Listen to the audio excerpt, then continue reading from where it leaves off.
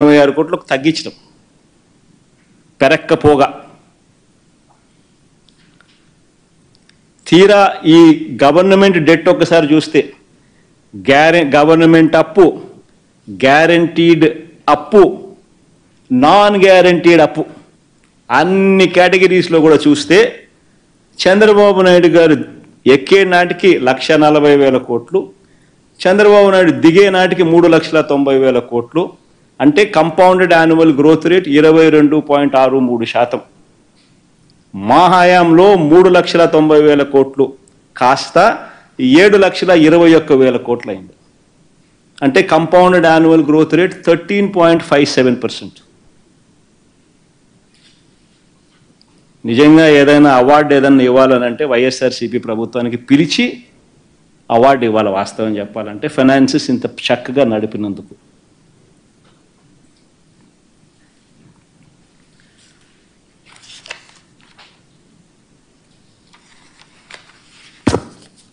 నేను ఒకటే అడుగుతా ఉన్నా, మళ్ళీ వీళ్ళు ప్రచారం చేసినట్టుగా 14 లక్షల కోట్లు ఏమైంది, 12.5 లక్షల కోట్లు ఏమైంది, 10 లక్షల కోట్లు ఏమైంది? మీ బడ్జెట్ డాక్యుమెంట్ల ప్రకారమే, మీరు చూపించిన బడ్జెట్ డాక్యుమెంట్ల ప్రకారమే గవర్నమెంట్ డెట్ 6,46,000 కోట్లను మాత్రమే చూపిస్తున్నారు. మరి 6,46,000 కోట్లు మాత్రమే ఉందని చెప్పి మీ గవర్నమెంట్ డాక్యుమెంట్లలో మీరే చూపించగా,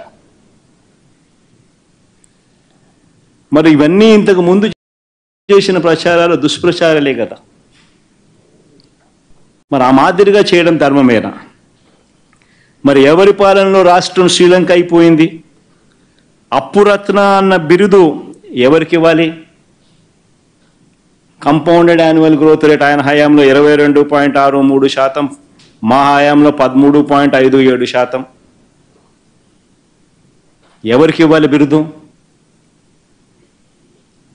కొన్ని గవర్నమెంట్ డెట్ వాళ్ళ బడ్జెట్ డాక్యుమెంట్ ప్రకారం తీసుకున్న కంపౌండెడ్ యాన్యువల్ గ్రోత్ రేట్ 19.54%, మా హయాంలో 15.61%. కొన్ని ఎవరికి ఇవ్వాలా? అప్పురత్న అనే అవార్డు ఎవరికి ఇవ్వాలా? రాష్ట్రం శ్రీలంక ఎవరి హయాంలో అయ్యింది? అది ఎవరుంటే అయ్యే అవకాశాలు ఎక్కువ.